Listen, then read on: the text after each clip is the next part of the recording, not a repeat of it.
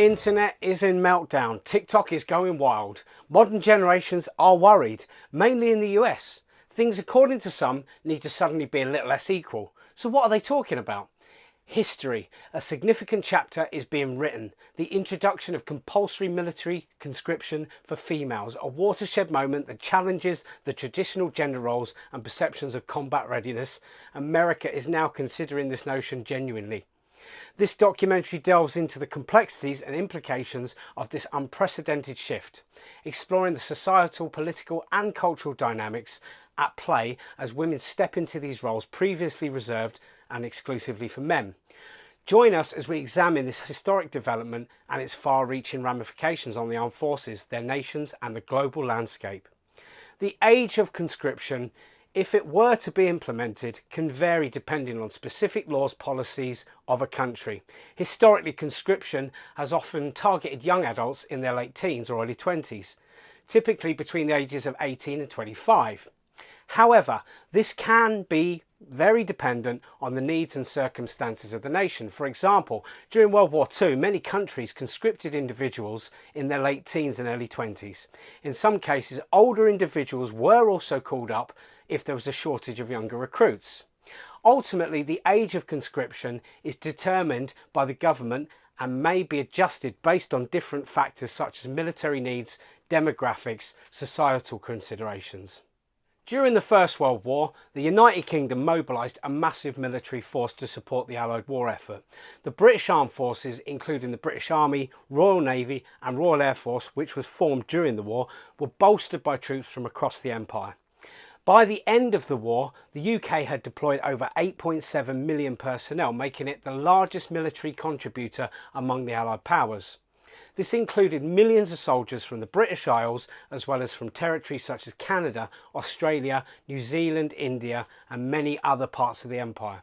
The Royal Navy was the largest at the time, played a crucial role in maintaining naval superiority and securing supply lines.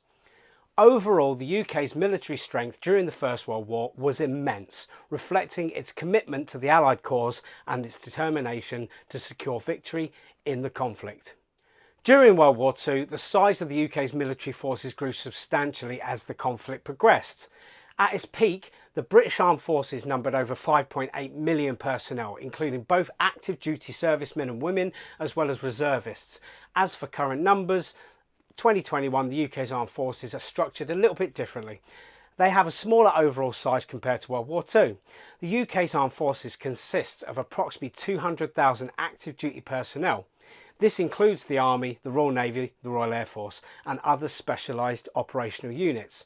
Additionally, there are around 30,000 reservists who provide support to the regular forces. They were known as the Territorial Army, now known as the Reserves. Overall, while the UK's military strength has decreased in terms of absolute numbers since World War II, it remains a modern and capable fighting force. It's well equipped, generally, and trained to meet the challenges of contemporary security threats. So, before conscription, the British Army has a call-up system known as the Reserve Forces.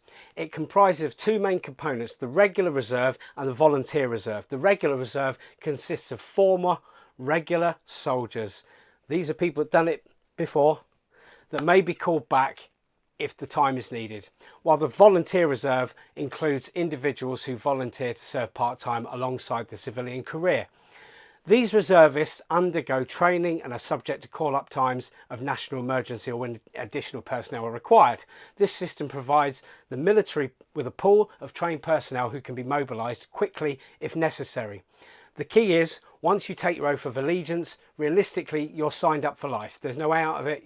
You do the oath, no matter how far your training was, you go back. Now, as we've hit 23-24, the decision to implement conscription for the conflict between Russia and Ukraine would depend on several factors, including the duration, the scale, intensity of the conflict, as well as perceived threats to the British interests and security.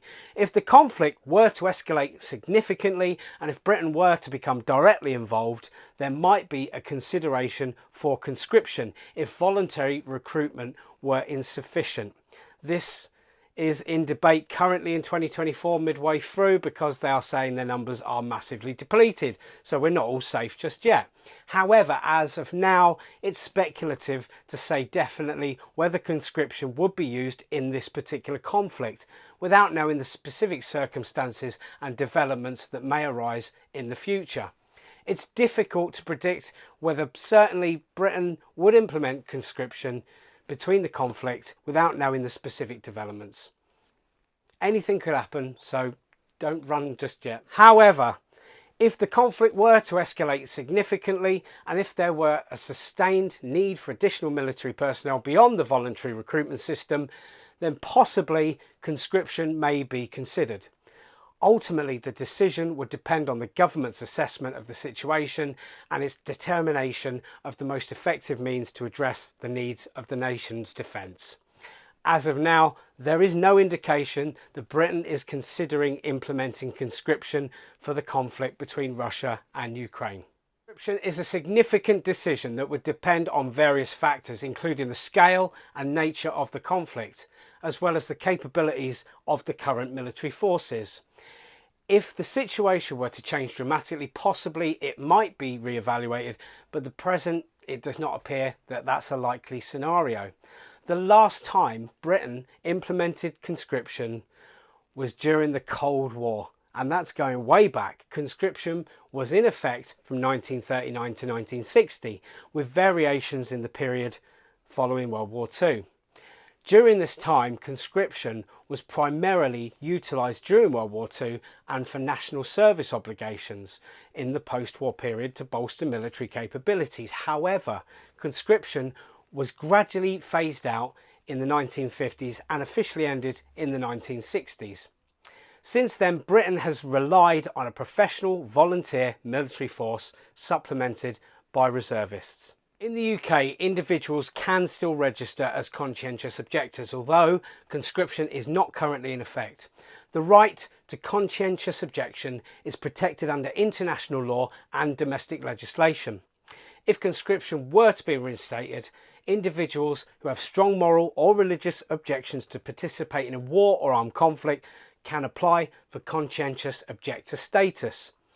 This status may be required to be demonstrated sincerely by held beliefs against participating in military activities and may be offered alternative forms of service, such as non-combatant roles and civilian service, depending on specific circumstances and policies in place at the time. It is important to note that conscientious objection is a legally recognised right, and individuals have the right to seek exemption from military service on these grounds. And as we go back to the First World War, a very sad chapter in history that can be quite forgotten. During the First World War, the white feather was used in Britain and other Allied countries as a symbol of cowardice or a lack of patriotism. It is often given to men who were not wearing a uniform or perceived to be of military age but were not serving in the armed forces. Women's groups, particularly the Suffragettes, sadly, and other civilians, would sometimes distribute the white feathers to shame the men into enlisting in the military. There were many documented cases of men receiving white feathers, often in public settings like the street or transportation, which could be humiliating and leave a social stigma.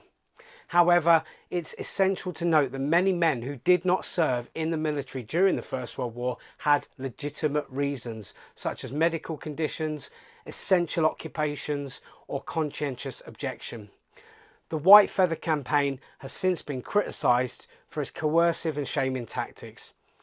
It is now recognised as a controversial aspect of wartime propaganda and social pressures during that time period.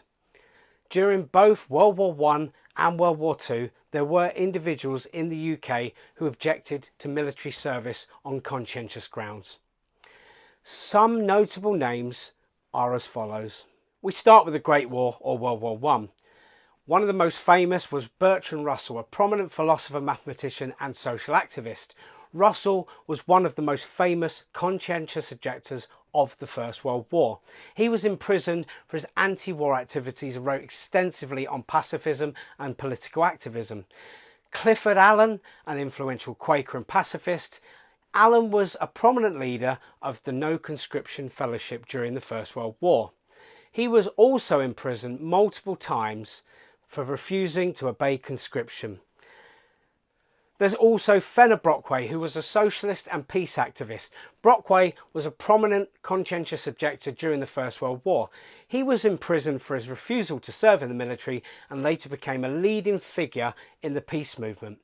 During the Second World War, Donald Soper, a Methodist minister and pacifist, Soper was a conscientious objector during the Second World War.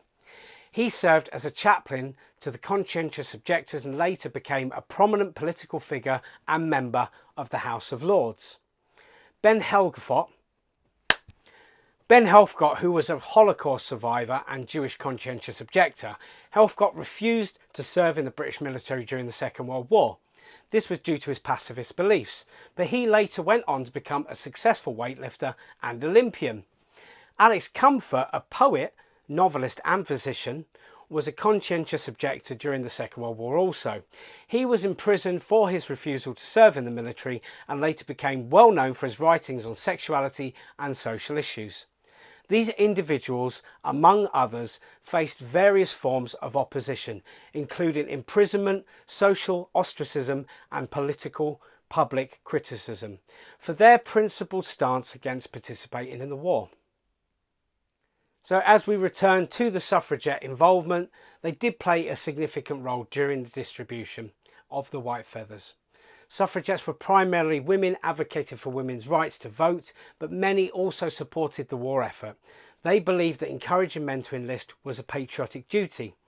The suffragette organisations such as the WSPU actively promoted the distribution of white feathers as a means of pressuring men into enlisting in the armed forces. They saw this campaign as a way to demonstrate women's commitment to the war effort and to shame men, sadly, into fulfilling their perceived duty to serve their country.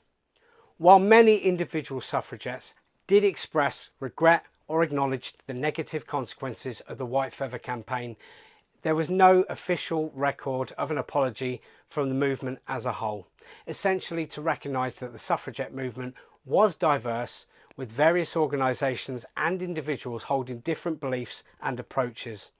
After the First World War, the suffragette movement shifted its focus back to women's rights and continued to advocate for political equality and social reform. While the white feather campaign is now recognised as a controversial aspect of the movement's history, the suffragettes' overall contributions to women's rights and social change remains vastly significant. Complete equal rights are imperative for both sexes because they foster a more just and equitable society for all individuals based on their abilities, talents and character rather than their gender. Modern reality demands such equality because it recognises that gender, discrimination and inequality harm not only women but also men and society as a whole. When one gender is systematically disadvantaged or oppressed, it creates a ripple effect that perpetuates stereotypes, limits opportunities and undermines social progress. Achieving complete equal rights ensures that all individuals have the freedom to pursue their aspirations without arbitrary barriers on genders. Moreover, true equality benefits everyone by promoting diversity, fostering innovation and enhancing overall societal well-being. Embracing these principles means advocating for justice and fairness for all genders, leading to a more inclusive and harmonious world for all of us. Believe you me, it is a truth. I leave you with this as a little thought. In the symphony of life, harmony is not found in a single note, but in a collective resonance of every instrument playing together. Let us strive not for solo performances, but for the symphony of unity where each unique voice contributes to the beautiful melody and progress of peace. So there we go. That was Conscription as a whole, as best as I could do it. Thank you for joining me. I appreciate you watching. If you'd like to see any more history stuff, take a look at my channel, do subscribe, drop the video a like, and you can comment below your thoughts on this situation, anything you like. Also, if you'd like to see a subject of the period, Victorian Edwardian, more so, let me know in the comments and I'll see what I can do. But until then, take care.